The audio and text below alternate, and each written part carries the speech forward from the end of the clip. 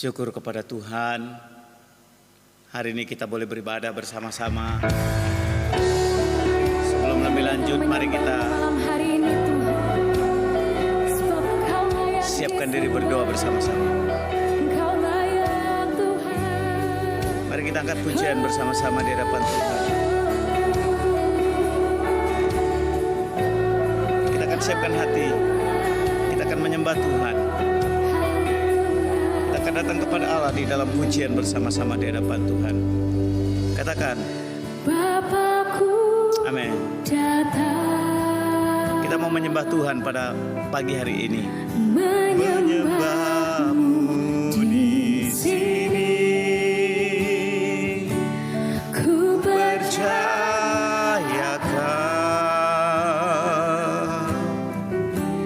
ada bagiku.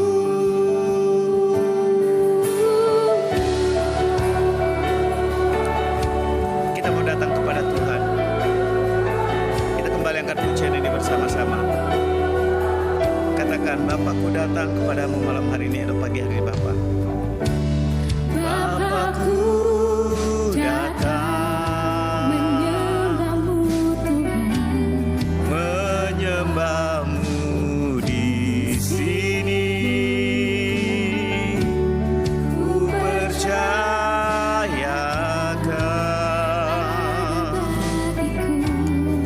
ada bagiku. Tak usah ku takut, sebab Kau sertaku. Tak usah ku bimbang, Kau di dalamku. Tak usah ku cemas, Kau penghiburku.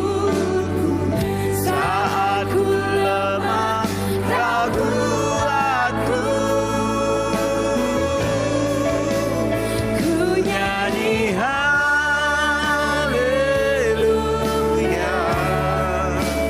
ku nyanyi haleluya. Sungguh Kau hebat, ajaib perkasa, perbuatanmu haleluya. Ku nyanyi haleluya,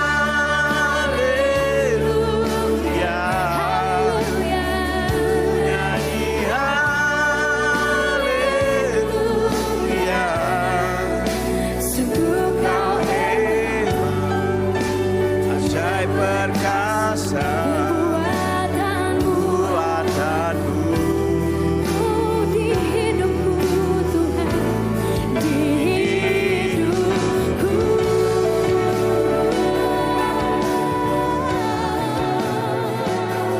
Kita datang kepada Tuhan di dalam doa, saudara-saudara yang dikasihi dalam Tuhan Yesus Kristus. Marilah kita sehati di dalam Tuhan. Kita akan satu di dalam doa. Bapa yang penuh dengan pengasihan, kami datang kepadamu pada pagi hari ini seraya mengucap syukur ya Tuhan. Oleh karena kami masih diberikan kesempatan untuk berdiam diri, datang kepada Tuhan di tengah-tengah peribadahan kami, di tengah-tengah hari Sabat Tuhan. Kami anak-anak Tuhan dipercayakan oleh Tuhan, diberi kesempatan oleh Tuhan untuk boleh menikmati hidup sampai dengan pagi hari ini karena berkat Tuhan buat kami Bapa. Dan terima kasih ya Allah, di pagi hari ini kami mau bersama-sama dengan jemaat Tuhan. Sekalipun mungkin kami ibadah di rumah kami masing-masing, tapi kami bersehati hari ini kami membuka hati untuk firman Allah. Berbicara Roh Kudus di tengah-tengah kami. Engkau pakai hamba-Mu Tuhan, jadi saluran berkat. Biarlah dengan penuh keterbatasan yang ada ini Tuhan, Roh Tuhan berkarya di tengah-tengah kami. Roh Tuhan berotoritas di tengah-tengah kami. Teristimewa buat hamba-Mu, sehingga firman-Mu memberkati kami semuanya. Persiapkan setiap kami yang menyaksikan, yang menikmati peribadahan ini. Lawat dengan kuat kuasa Roh Kudus-Mu. Demi nama Tuhan Yesus, kami siap untuk belajar firman-Mu pada malam hari ini. Haleluya. Amin. Shalom. Selamat pagi dan salam sejahtera di dalam kasih Tuhan kita Yesus Kristus. Bagi saudara-saudara sekalian, dimanapun saudara saat ini berada, sedang memuji dan menyembah Tuhan, damai sejahtera dari Roh Kudus kiranya melimpah di dalam kehidupan saudara sekalian. Bapak Ibu yang terkasih di dalam Tuhan Yesus Kristus, berbahagia sekali hari ini kalau saudara dan saya kita bisa berjumpa bersama-sama, sekalipun di dalam sarana media sosial seperti hari ini. Tapi saya bersuka cita sekali. Saya bersyukur kepada Tuhan. Saya boleh menyaksikan bagaimana sukacita saudara sekalian hari ini untuk beribadah di dalam Tuhan Yesus Kristus. Saya kenal percaya Bapak Ibu Saudara, saudara sekalian dalam kondisi sehat pada hari ini. Amin. Saya percaya Tuhan melindungi saudara. Saya percaya Tuhan menyertai saudara sekalian. Oleh karena itu kita bersyukur kepada Tuhan kalau hari ini kita masih diberikan kesempatan untuk bersekutu bersama-sama di hadapan Tuhan. Sidang jemaat di sepanjang bulan ini, bulan Paskah ini, kita sudah berbicara tentang pengorbanan, tentang karya korban pengorbanan Kristus. Dan kemarin atau minggu yang lalu kita sudah belajar satu tema firman Tuhan, yaitu berkorban untuk yang terbaik. Hari ini Bapak Ibu yang dikasihi Tuhan Yesus Kristus, di minggu terakhir ini pada bulan April ini, kita akan membahas satu tema firman Tuhan, yaitu masih tentang pengorbanan, yaitu sebuah pengorbanan. Saudara yang terkasih dalam Tuhan Yesus Kristus, berkorban rasanya hal yang paling sulit dilakukan di dalam kehidupan kita. Terkadang berkorban bukan hanya berkorban harta, tetapi perasaan. Kalau korban harta, habis uang kita masih bisa cari lagi. Kalau berkorban harta, tetapi kalau korban perasaan, sidang jemaat yang dikasihi Tuhan Yesus Kristus, mudah luka kadangkala, dan bahkan terkadang membekas. Luka itu sampai lama kalau korban perasaan. Tetapi sidang jemaat yang dikasihi Tuhan Yesus Kristus, ingat bahwa Bapa Sorgawi telah mengorbankan anaknya yang tunggal untuk kita. Karena dia tahu bahwa pengorbanannya itulah yang terbaik untuk saudara dan saya. Saya ulangi, bahwa ingat bahwa Bapa Sorgawi telah mengorbankan anaknya yang tunggal. Karena dia Allah Bapa di surga tahu benar bahwa itulah yang terbaik untuk kita. Kita bisa hidup sampai hari ini karena ada banyak saudara-saudara kita orang lain yang rela berkorban bagi kita, sehingga kita masih ada sampai hari ini. Karena pengorbanan Kristus Yesus di atas kayu salib itulah membuat saudara dan saya menjadi berarti sampai malam hari ini, sampai pada pagi hari ini. Karena pengorbanan Kristus di kayu salib itulah yang membuat kita menjadi berarti sampai saat ini. Karena itu hari ini kita akan belajar sebuah tema, yaitu sebuah pengorbanan. Dan ternyata ada di dalam Alkitab seorang tokoh yang memahami benar apa itu sebuah pengorbanan. Maka dia rela berkorban karena dia tahu benar apa itu pengorbanan. Mari kita mendasari renungan kita hari ini tentang sebuah pengorbanan yang terambil di dalam kitab Kejadian pasal 22. Mari kita membuka kitab Perjanjian Lama, kitab pertama, yaitu kitab Kejadian pasal 22, untuk menjadi dasar saudara dan saya pada hari ini untuk merenungkan firman Allah. Kita membaca Kejadian pasal 22. Kita akan membaca ayat yang ke-1 sampai yang ke-19. Kejadian pasal 22 ayat 1 sampai 19.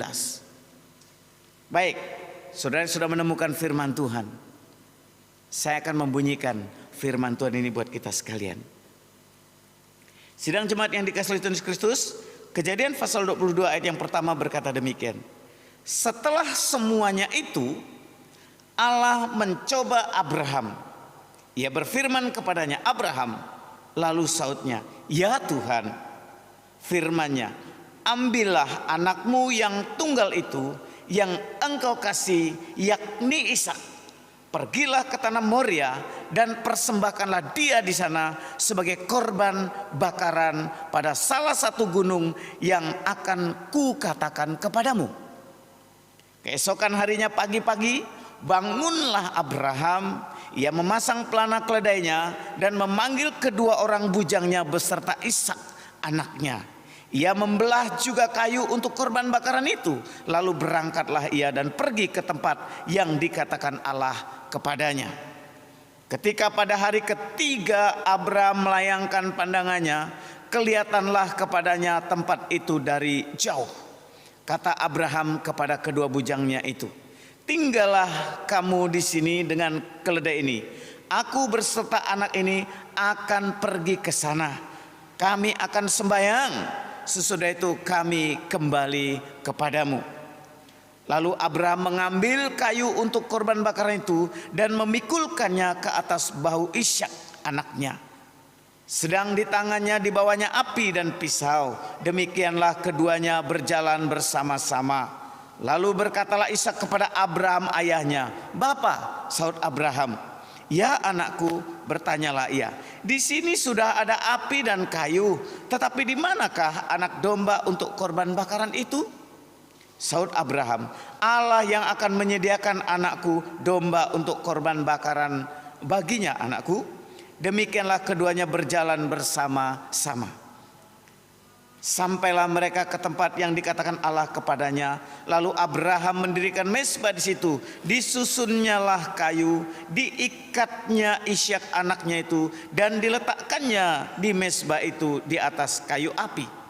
Sesudah itu Abraham mengulurkan tangannya, lalu mengambil pisau untuk menyembelih anaknya. Tetapi berserulah malaikat Tuhan dari langit kepadanya, "Abraham, Abraham," sautnya. "Ya Tuhan." Lalu ia berfirman, Jangan bunuh anak itu dan jangan kau apa-apakan dia, sebab telah kulihat sekarang bahwa engkau takut akan Allah dan engkau tidak segan-segan untuk menyerahkan anakmu yang tunggal kepadaku." Lalu Abraham menoleh dan melihat seekor domba jantan di belakangnya yang tanduknya tersangkut dalam belukar. Abraham mengambil domba itu lalu mengorbankannya sebagai korban bakaran pengganti anaknya. Dan Abraham menamai tempat itu Tuhan menyediakan. Sebab itu sampai sekarang dikatakan orang, di atas gunung Tuhan akan disediakan. Untuk kedua kalinya berserulah malaikat Tuhan dari langit kepada Abraham, katanya, "Aku bersumpah demi diriku sendiri, demikianlah firman Tuhan, karena engkau telah berbuat demikian dan engkau tidak segan-segan untuk menyerahkan anakmu yang tunggal kepadaku, maka aku akan memberkati engkau berlimpah-limpah dan membuat keturunanmu sangat banyak seperti bintang di langit dan seperti pasir di tepi laut. Dan keturunanmu itu akan menduduki kota-kota musuhnya. Oleh karena keturunanmu semua bangsa di muka bumi akan mendapat berkat, karena engkau mendengarkan firmanku." Ayat yang terakhir. Kemudian kembalilah Abraham kepada kedua bujangnya, dan mereka bersama-sama berangkat ke Betseba, dan Abraham tinggal di Betseba. Demikianlah sabda Tuhan. Berbahagialah sidang jemaat Tuhan yang membaca firman Tuhan Yesus Kristus dan yang merenungkan Alkitab itu siang dan malam. Terlebih berbahagia yaitu saudara yang melakukannya di dalam kehidupan kita sehari-hari. Bapak Ibu yang terkasih di dalam Tuhan Yesus Kristus, saya percaya saudara sudah sering mendengar kisah tentang Abraham. Saya percaya saudara masih ingat kisah tentang Abraham bagaimana mempersembahkan anaknya Ishak, bukan? Mungkin ada juga di antara saudara yang kemudian berkata, apalagi cerita yang mau disampaikan. Tetapi Bapak Ibu yang dikasihi Tuhan Yesus Kristus, ketika saya membaca bagian firman Tuhan ini, saya merenungkan kisah Abraham ini, ternyata saya baru menemukan, ternyata saya kemudian akhirnya menemukan sesosok Abraham yang tahu benar arti sebuah pengorbanan. Bapak Ibu yang terkasih di dalam Tuhan Yesus Kristus, berbicara tentang pengorbanan. Ketika Bapa Surgawi telah mengorbankan anaknya yang tunggal, dia tahu benar bahwa pengorbanannya dengan mengorbankan anaknya yang tunggal itu yang terbaik untuk mengasihi saudara dan saya. Mengapa Bapa Surgawi demikian rela mengorbankan anaknya yang tunggal itu? Karena dia tahu bahwa tanpa mengorbankan anaknya yang tunggal, maka tidak ada pengampunan. Tanpa mengorbankan anaknya yang tunggal, maka tidak ada keselamatan bagi saudara dan saya. Tanpa mengorbankan anaknya yang tunggal, maka tidak ada penebusan dosa. Artinya saudara dan saya tetap tinggal di dalam dosa. Jadi makna sebuah pengorbanan itu adalah pasti. Allah mengorbankan anaknya yang tunggal, maka itu yang terbaik supaya saudara dan saya diselamatkan dari hukuman maut itu. Mengucap syukur kepada Tuhan, Bapak Ibu yang dikasihi Tuhan Kristus. Abraham akhirnya saya melihat di sini bahwa dia memahami benar makna sebuah pengorbanan. Nah, melalui kisah Abraham ini, saya ingin mengajak kepada Bapak Ibu Saudara sekalian untuk melihat Abraham mengerti benar makna sebuah pengorbanan. Dan nanti kita akan melihat ada 3 garis besar minimal makna bisa belajar dari kisah hidupnya Abraham. Yang pertama, sebuah pengorbanan adalah Abraham memahami benar itu adalah isi hati Tuhan. Saya ulangi, yang pertama, pengorbanan menurut Abraham itu adalah isi hati Tuhan. Kalau kita melihat dalam pasal yang ke-22 ayat yang kedua sampai ayat yang ke-10, Abraham tahu benar bahwa pengorbanan itulah isi hati Tuhan. Pengorbanan adalah ini keinginan Tuhan. Ini adalah kerinduan hati Tuhan. Ini adalah isi hati Tuhan. Ini adalah maunya Tuhan dalam kehidupan seorang Abraham. Bapak Ibu, ketika Tuhan mengajarkan umatnya tentang sebuah pengorbanan, pengorbanan itu tepat. Pengorbanan itu detil pas. Pengorbanan yang Tuhan maksudkan itu tidak setengah-tengah. Pengorbanan yang Tuhan maksudkan di sini adalah pengorbanan karena ini Tuhan tahu benar isi hati Tuhan. Jadi tepat, tidak setengah-setengah. Kenapa saya mengatakan demikian? Abraham menyadari benar ini maksud Tuhan loh. Kalau Tuhan sudah mengatakannya tidak pernah salah. Ayat yang kedua dikatakan demikian. Tuhan berfirman kepada Abraham, ambillah anakmu yang tunggal itu yang engkau kasihi, yakni Ishak. Kemudian yang berikutnya, pergilah ke tanah Moria dan persembahkanlah Ishak di sana sebagai korban bakaran pada salah satu gunung yang akan kutunjukkan kepadamu. Saudara, di sini Abraham memahami benar bahwa sebuah pengorbanan itu isi hati Tuhan. Tuhan sudah berkata, kita semua tahu bahwa Ishak punya 2 orang anak dari gundiknya Hagar, yaitu Ismail. Secara golongan darah, Ismail anak kandungnya Ishak. Itu darahnya mengalir dari Ismail, itu anaknya Abraham, maaf. Itu darahnya Abraham mengalir kepada Ismail. Tetapi dari istri gundiknya Hagar. Nah, kenapa Allah mengatakan dengan tegas detail di situ? Jelas bukan Ismail, tetapi Ishak. Nah, ini mau mengatakan bahwa ketika Abraham menyadari benar bahwa ketika Tuhan menyatakan isi hatinya tidak pernah salah, ketika Tuhan berfirman tidak pernah salah, maka Abraham menyadari pengorbanan itu menjadi penting. Karena ini isi hati Tuhan. Abraham punya 2 orang anak, tetapi dengan jelas dikatakan, ambillah anakmu yang tunggal itu, yaitu Ishak. Loh, udah jelas yang tunggal Ishak. Kenapa dikatakan yang tunggal? Karena sesungguhnya Abraham punya istri adalah Sarah. Dan kemudian ketika menanti janji Tuhan dia menghampiri Hagar istrinya. Jadi istrinya yang sayang, istri sesungguhnya, buah hati mereka adalah Ishak, anak Abraham dan Sarah.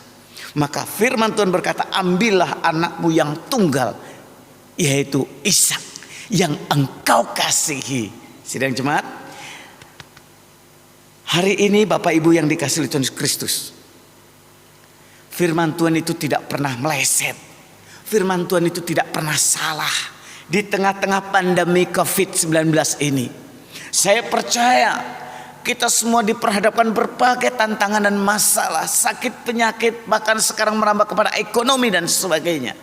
Tetapi firman Tuhan tidak pernah salah.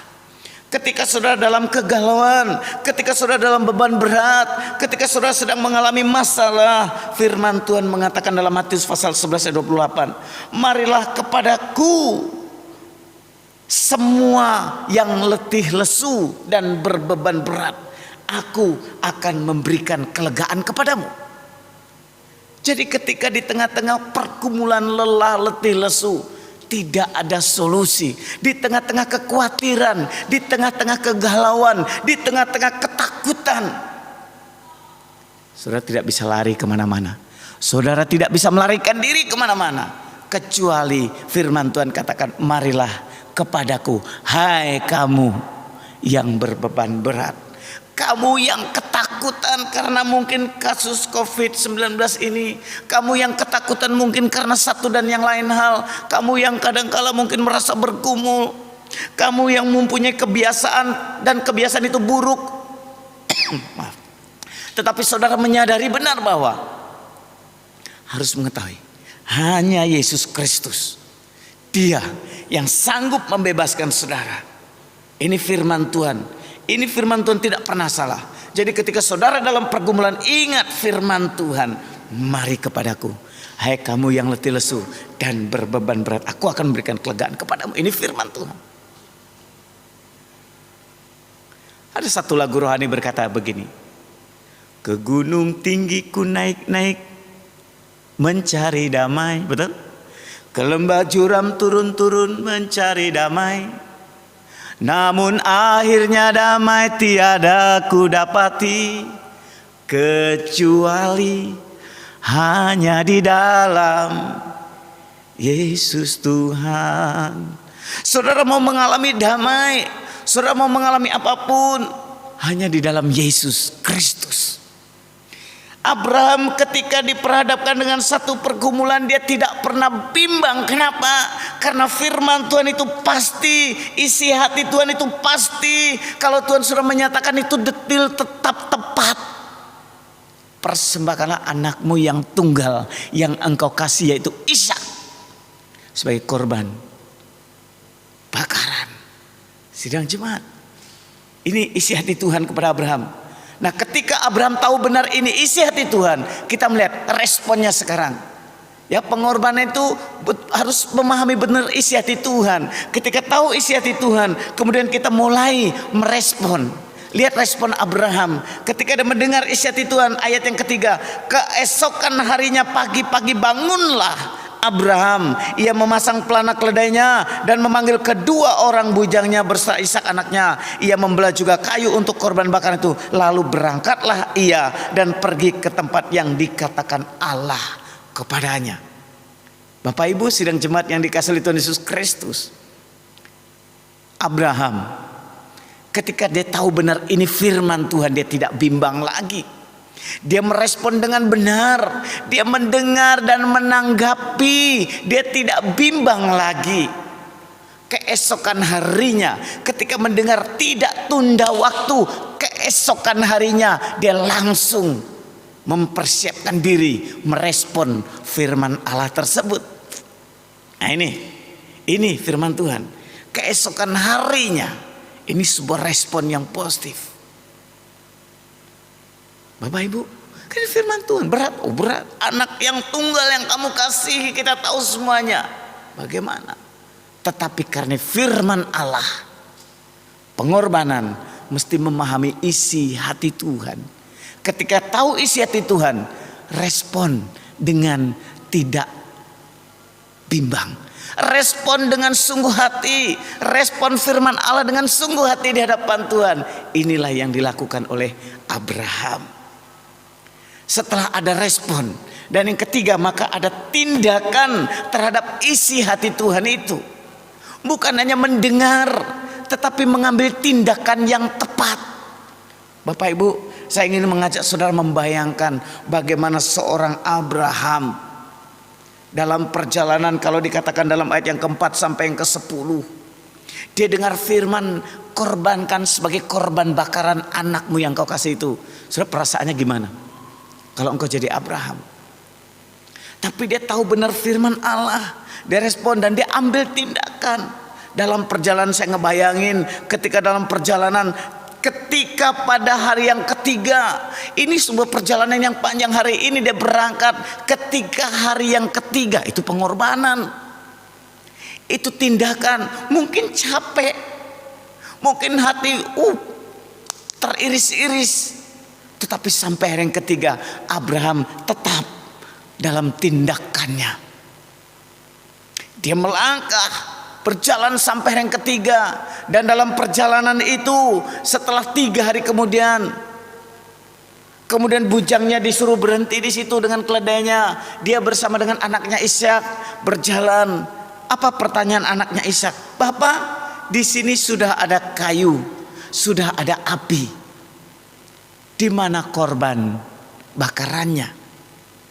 Bapak Ibu, sementara Tuhan berkata, malaikat Tuhan berkata, korbankan anakmu. Ya ini yang sedang bertanya ini. Bagaimana perasaan saudara? Wow, kalau saya jadi Abraham, saya pun pasti miris, menangis, menjerit. Saya mesti berkata apa? Tuhan berkata, korbankan anakmu ini. Dikorbankan korban bakaran, sembelih menjadi korban bakaran. Dan dia bertanya saat berjalan itu berdua saja, hanya berdua saja. Sudah ada kayu api, sudah ada api, ada kayu. Di mana korban bakarannya, Bapak? Bapak Ibu yang dikasihi Tuhan Yesus Kristus, tindakan terhadap isi hati Tuhan itu luar biasa. Sakit, menjerit ketika mentaati isi hati Tuhan. Sakit rasanya hati, tetapi ini pengorbanan Abraham. Tapi dia tahu benar, ini isi hati Tuhan. Maka dia terus berjalan dan terus berjalan. Sidang jemaat, bahkan sesampainya di tempat itu, ayat yang ke-9, sampailah mereka ke tempat yang dikatakan oleh Allah kepadanya. Lalu Abraham mendirikan mezbah itu, disusunnya kayu, diikatnya Ishak anaknya. Sudah bisa bayangkan? Anaknya sendiri diikat dan dikorbankan. Dan kemudian dia mengambil pisau, ayat yang ke-10. Sesudah itu Abraham mengulurkan tangannya, lalu mengambil sebuah pisau untuk menyembelih anak itu. Waduh, Bapak Ibu, ini sebuah tindakan. Mungkin kalau saudara, kalau istrinya ikut, mungkin itu katakan tindakan gila. Mungkin hari ini juga kalau saudara melihat, wah ini tindakan yang konyol seperti ini. Tetapi ini yang dilakukan Abraham. Arti sebuah pengorbanan, yaitu mengerti dulu isi hati Tuhan. Kalau firman Tuhan berkata demikian, lakukan. Abraham lakukan. Abraham respon firman Allah. Abraham tahu isi hati Tuhan. Abraham melakukan tindakan yang tepat di hadapan Tuhan. Ini poin yang pertama yang kita mau belajar. Sebuah pengorbanan yang sesungguhnya dilakukan oleh Abraham, karena Abraham tahu benar isi hati Tuhan. Maka yang kedua, karena dia tahu benar. Mengapa dia mengerti sebuah pemakna, sebuah pengorbanan? Karena rahasianya adalah dia bergaul erat dengan Tuhan.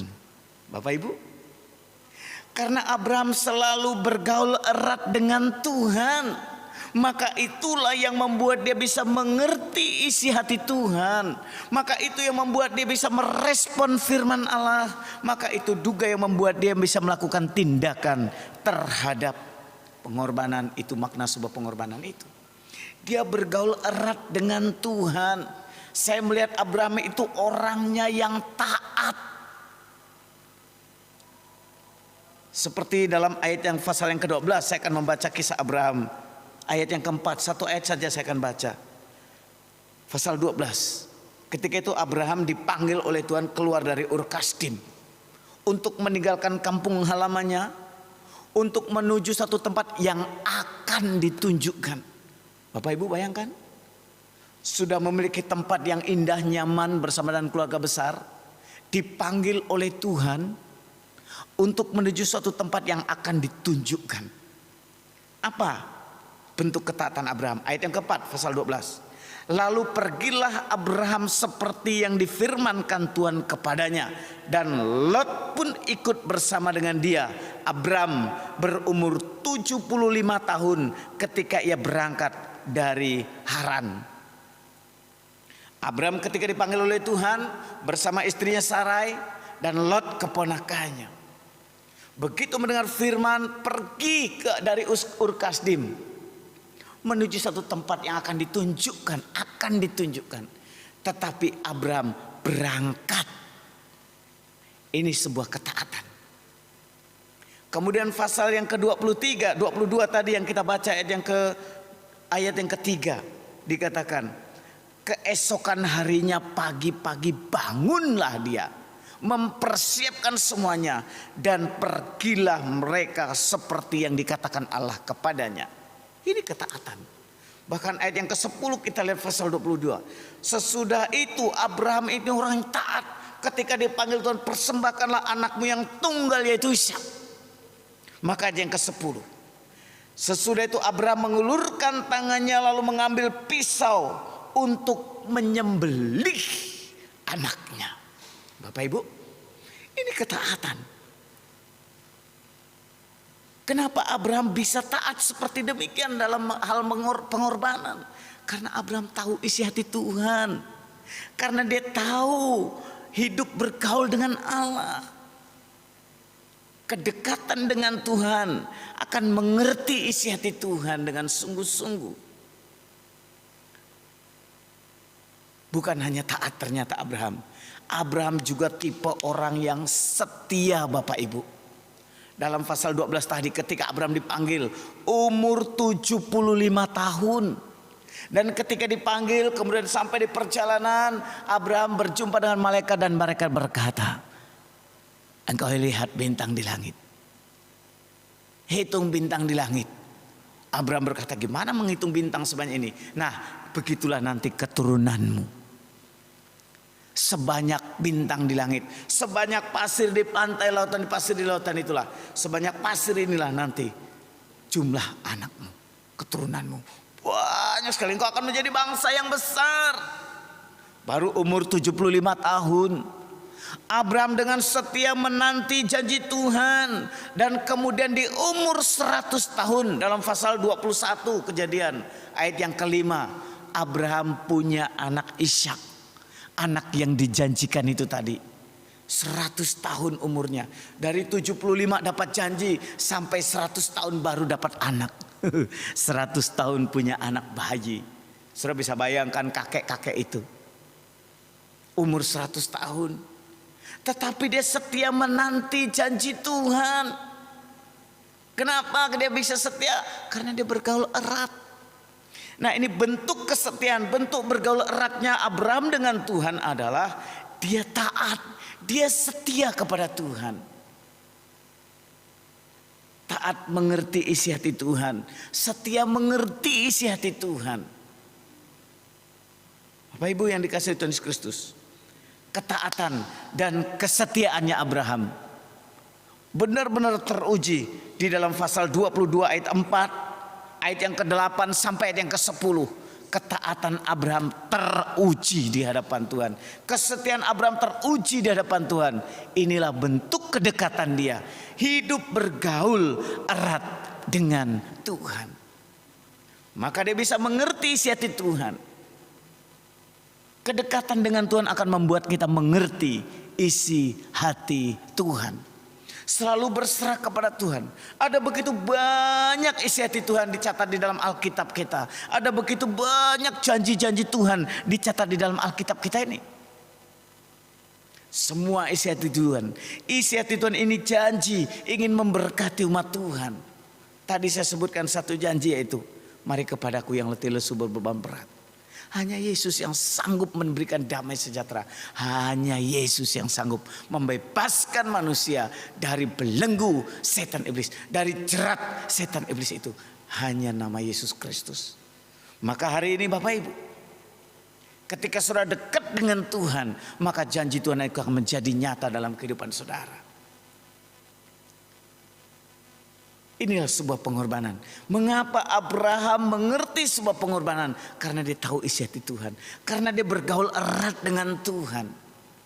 Kedekatan dengan Tuhan, bergaul erat dengan Tuhan akan membuahkan berkat. Nah, ini yang ketiga. Karena itu Bapak Ibu yang dikasihi Tuhan Kristus, kalau yang kedua, Abraham dapat melakukan pengorbanan. Abraham mengerti sebuah pengorbanan karena dia bergaul erat dengan Tuhan. Maka yang ketiga, kalau saudara mengerti sebuah pengorbanan, ternyata ada berkat di balik sebuah pengorbanan. Saya ulangi, ada berkat di balik sebuah pengorbanan. Nah, kita lihat ayat yang ke-11 Abraham dalam Kejadian pasal 22. Tetapi berserulah malaikat Tuhan dari langit kepadanya, Abraham, Abraham, sautnya, ya Tuhan. Lalu ia berfirman, jangan bunuh anak itu dan jangan kau apa-apakan dia. Sebab telah ku ketahui sekarang bahwa engkau takut akan Allah dan engkau tidak segan-segan untuk menyerahkan anakmu yang tunggal kepadaku. Ayat yang ke-13. Lalu Abraham menoleh dan melihat seekor domba jantan di belakangnya yang tanduknya tersangkut dalam belukar. Abraham mengambil domba itu lalu mengorbankannya sebagai korban bakaran pengganti anaknya. Bapak Ibu yang dikasihi Tuhan Yesus Kristus, ada berkat di balik sebuah pengorbanan. Abraham tahu benar, Abraham memahami benar isi hati Tuhan, bahwa Tuhan ketika berbicara tidak pernah mencelakakan umatnya. Bahwa Tuhan ketika mau menyampaikan firman tidak pernah mencelakakan umatnya. Dia punya rencana di balik semuanya itu. Mungkin berat dilaksanakan, mungkin sakit dilakukan ketika mengorbankan. Tetapi Abraham tahu benar bahwa Tuhan tidak pernah mencelakai umatnya. Tuhan punya rencana janji yang sungguh luar biasa kepada umatnya. Dan teruji hari ini, Abraham teruji menurut ukuran Tuhan. Berkat yang Abraham terima yaitu Abraham teruji imannya menurut ukuran Tuhan, bukan menurut ukuran manusia. Abraham menjadi imannya itu teruji, itu berkat buat Abraham. Itu berkat dari sebuah pengorbanan karena Abraham ternyata Tuhan berkata teruji iman percayanya. Dan malaikat yang berkata, malaikat yang berseru, malaikat berkata, Abraham, Abraham. Lalu saatnya, ya Tuhan, jangan bunuh anak itu, jangan kau apa-apakan dia. Sebab telah ku ketahui sekarang bahwa engkau takut akan Allah. Yang berkata itu malaikat Tuhan. Yang berkata itu firman Allah. Bahwa Allah merekomendasikan bahwa Abraham telah teruji iman percayanya. Abraham itu luar biasa. Ini berkat yang pertama. Yang kedua, sudah tersedia pengganti korban daripada anaknya. Bapak Ibu, ketika Abraham tidak pernah terpikirkan sama sekali ada domba tersangkut di belukar, belum pernah terpikirkan. Tetapi Abraham tahu benar bahwa Allah tidak pernah mencelakai umatnya. Dia mengorbankan dengan sungguh-sungguh. Dia punya keyakinan dengan sungguh-sungguh. Sekalipun anak yang tunggal yang dikasih diambil oleh Tuhan, dia korbankan dengan sungguh-sungguh. Tapi lihat, Tuhan sanggup melakukan perkara besar. Tuhan sediakan pengganti korban yang sudah disediakan oleh Allah sendiri. Ayat yang ke-13, ada seekor domba jantan yang tanduknya tersangkut di semak belukar. Dan Alkitab mencatat, lalu Abraham mengambil korban itu. Abraham mengambil domba itu, lalu mengorbankannya sebagai korban bakaran pengganti anaknya. Bapak Ibu yang dikasihi Tuhan Kristus, ketika Abraham tahu benar isi hati Tuhan. Ketika Abraham tahu benar dia bergaul dengan Allah, itulah kunci dia mengerti isi hati Tuhan. Abraham diperlihatkan oleh Tuhan, dia teruji imannya. Bahkan korban-korban yang sudah dia korbankan untuk Tuhan, Tuhan ganti korban bakaran itu. Tuhan sanggup mengganti korban bakaran itu. Tuhan sanggup mengganti dengan cara yang ajaib pengorbanan itu. Bapak Ibu, inilah Allah yang mau kerjakan dalam kehidupan Abraham. Abraham mengerti benar, teruji. Abraham teruji dan Tuhan sanggup menggantikan dengan cara yang ajaib, dengan cara yang dahsyat. Dan yang terakhir Bapak Ibu yang dikasihi oleh Tuhan Yesus Kristus, bukan hanya Abraham diganti korbannya. Ayat yang terakhir, ayat 15 sampai yang ke-19, khususnya ayat yang ke-16 dan 17.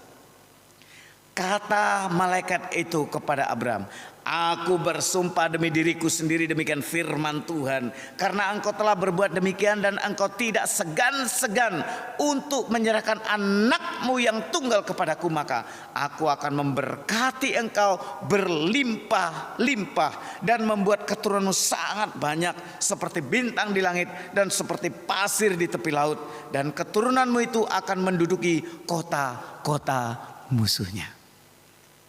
Sidang jemaat yang dikasihi Tuhan Kristus, Abraham pengorbanannya diberkati oleh Tuhan karena dia tahu benar ini isi hati Tuhan, ini menurut kehendak Tuhan atau tidak.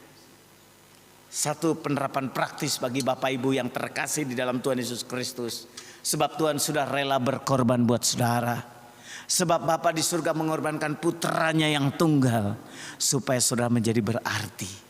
Maka hari ini saya hanya mengajak kepada sidang jemaat, kalau engkau harus berkorban untuk Tuhan, kalau engkau harus mengorbankan waktu untuk Tuhan, ketahuilah Abraham bukan hanya mengorbankan waktu untuk mempersembahkan Ishak anaknya. Dia harus menempuh perjalanan 3 hari baru sampai nampaklah tempat itu. Dia masih berjalan lagi menuju gunung. Bapak Ibu yang dikasihi Tuhan Kristus, saudara bisa bayangkan bagaimana Abraham mengorbankan anaknya, miris hati. Tetapi dia tahu bahwa Tuhan tidak pernah mencelakakan umatnya. Dan pada akhirnya kita melihat iman Abraham teruji. Bahkan Tuhan mengganti korban anaknya itu dengan korban domba jantan. Dan kemudian bukan hanya itu saja, Tuhan memberkati. Berkat berikutnya adalah Tuhan akan memberkati Abraham berlimpah-limpah. Jangan khawatir kalau saudara harus mengorbankan waktu. Jangan khawatir kalau saudara harus mengorbankan waktu. Mengakhiri renungan ini, saya ingin menyampaikan satu kesaksian. Ini rektor kami di STI Jogja, namanya Kris Marantika. Dia punya anak tunggal namanya Pak Iwan. Iwan nama anaknya. Saya lupa nama anak lengkapnya, tapi saya ingat Iwan. Nah, Pak Kris Marantika suatu ketika KKR, dan ketika KKR karena anaknya masih kecil dibawa istri dan anaknya dibawa pergi KKR. Sementara KKR kalau zaman dulu KKR itu bisa berhari, malam ini KKR lanjut, besok malam KKR lagi, dan KKR-nya di lapangan terbuka. Ini kesaksian Kris Marantika, ini benar terjadi. Dan ketika hari kedua KKR, si Iwan ini sakit keras, panas tinggi. Tetapi itu jam KKR sudah tiba. Pak Kris Marantika berdoa, dia harus berkhotbah. Dan kemudian dia berdoa, masih ada mama, masih ada istri. Nah, kita percayakan sama Tuhan. Kita sudah berdoa, iman itu Tuhan bekerja. Ibu tetap berdoa buat anak. Izinkan saya tetap pelayanan. Dan akhirnya Pak Kris Marantika lihat anaknya kejang-kejang kepanasan karena demam. Dia tinggalkan anaknya bersama dengan istrinya. Dia melayani Tuhan. Bagaimana dengan anaknya? Si Iwan. Tuhan tidak pernah memberikan yang tidak baik. Tahun 94 saya tamat dari STII. Dan tahun 94 ketika saya wisuda itu, anaknya menggantikan posisi bapaknya menjadi rektor UKRIM, Universitas Kristen Immanuel yang ada di Jogja. Itu satu yayasan dengan yayasan iman, yaitu yayasan di sekolah kami. Dan anaknya menggantikan tahun 94, 95 anaknya duduk menjadi rektor. Ternyata Tuhan Yesus baik. Ternyata Tuhan benar-benar tidak pernah meninggalkan umatnya. Kalau hari ini saudara masih ketakutan, mau melayani Tuhan takut, mikir-mikir, timbang menimbang, mau berkorban takut nimbang ini itu, takut nanti tokonya, takut nanti anaknya, takut nanti istrinya, takut nanti suaminya. Dengar Bapak Ibu, itu semua Tuhan lengkapi buat saudara. Sebuah pengorbanan akan menjadi berarti kalau sudah mengerti isi hati Tuhan. Kalau hari ini Tuhan panggil saudara untuk melayani Tuhan, jangan hitung-hitungan lagi sama Tuhan Bapak Ibu. Kalau hari ini Tuhan panggil saudara untuk melayani Tuhan, mungkin ini isi hati Tuhan kepada saudara. Bertanya kepada Tuhan, berdoa kepada Tuhan, bergaul erat kepada Tuhan. Ada berkat di balik pengorbanan itu. Tentu mungkin hari ini Tuhan tidak minta saudara untuk mengorbankan anakmu yang tunggal sebagai korban bakaran, karena Kristus sudah menjadi korban bakaran buat kita. Tetapi Tuhan minta waktu saudara, berikan untuk Tuhan. Hidup saudara, berikan untuk Tuhan. Apapun yang Tuhan mau saudara kerjakan, ketahuilah Tuhan tidak pernah meninggalkan umatnya. Mari siapkan hati bersama-sama di hadapan Tuhan. Miliki pemahaman yang benar tentang pengorbanan, sehingga ketika Tuhan memanggil saudara untuk melayani Tuhan, jangan hitung-hitungan sama Tuhan lagi. Percayalah, kalau saudara dekat dengan Tuhan, saudara tahu janji Tuhan, Tuhan tidak pernah meninggalkan saudara. Biarlah firman Tuhan ini memberkati Bapak Ibu sekalian. Kita akan siapkan hati, kita akan mengucap syukur buat firman Tuhan. Kita akan berdiam diri di hadapan Tuhan. Kita akan berdoa bersama-sama. Kita akan merespon bersama untuk berkorban bagi Tuhan. Jadi kalau Tuhan memanggil saudara untuk melayani Tuhan, kita berani untuk tidak hitung-hitungan lagi kepada Tuhan. Mari sebelum kita berdoa, kita akan angkat pujian, ku nyanyi haleluya. Dengan sikap berdoa kita ambil komitmen bersama-sama.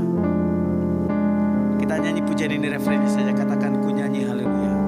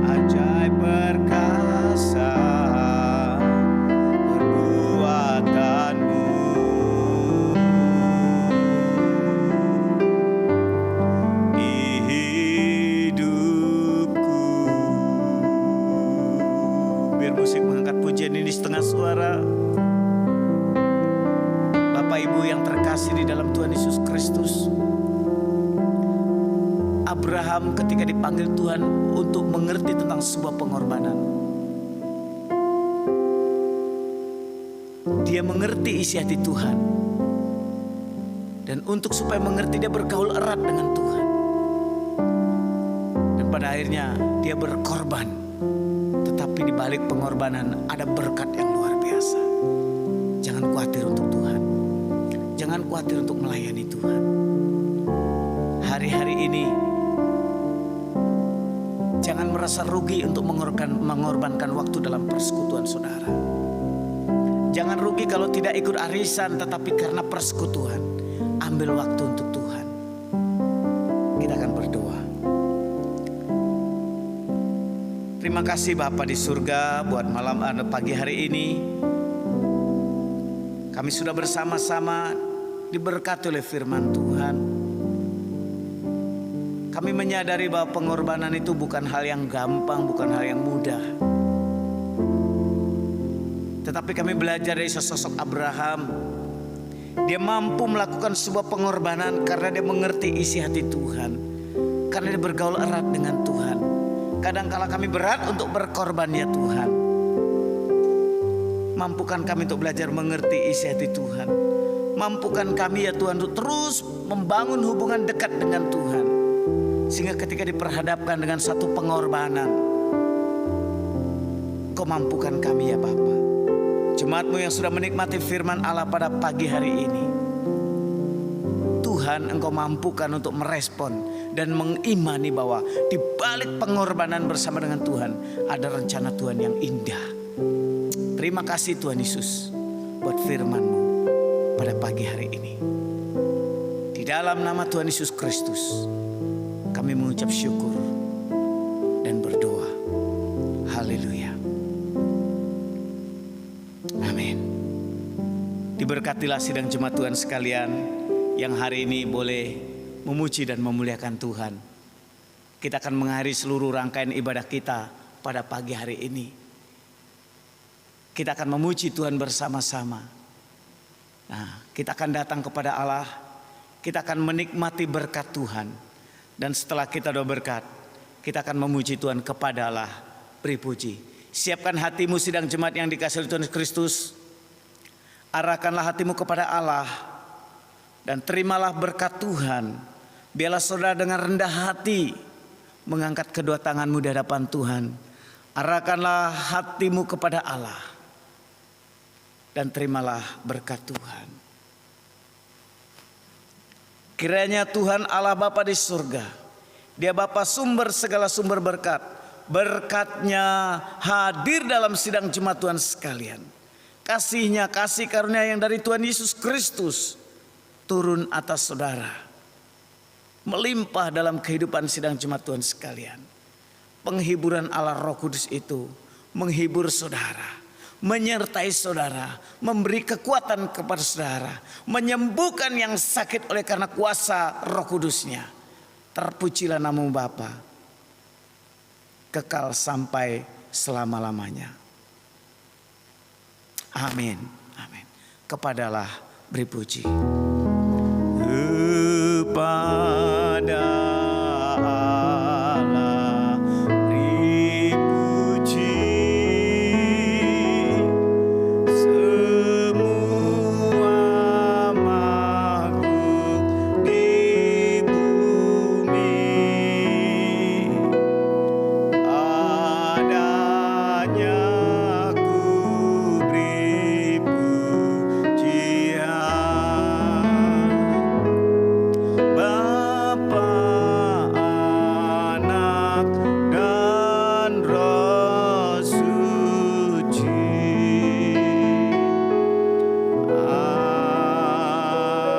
Amin. Kita bersatu teduh di hadapan Tuhan. Tuhan memberkati saudara sekalian.